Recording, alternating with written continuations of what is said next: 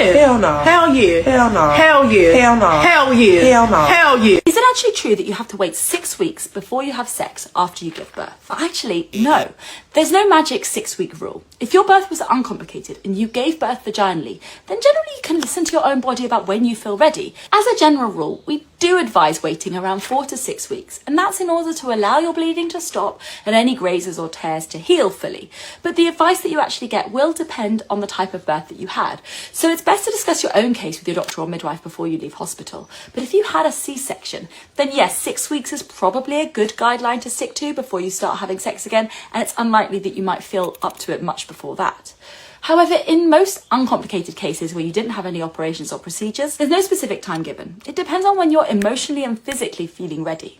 So why do we suggest 4 to 6 weeks? Well, firstly, your uterus is healing after you've given birth. You're shedding old lining, the pregnancy tissue and everything else, and there's a higher risk of infection whilst you're still bleeding, so we recommend avoiding sex during that time. Also, you might have had some stitches, either from a tear or an episiotomy, and they need time to heal, and we don't want to be stretching open those stitches soon after they've been made.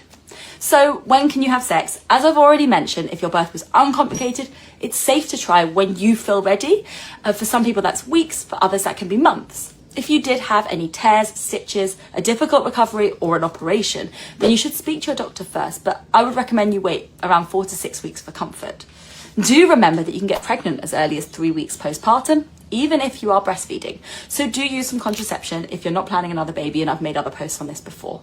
The bottom line, I want you to listen to your body and communicate with your partner about how you're feeling. There's no rush to return to sex after having a baby, and no one should put any pressure on you, because not only have you been through a lot physically, but you've got a whole new human that you have to attend to with feeding every hour or so and disturbed sleep.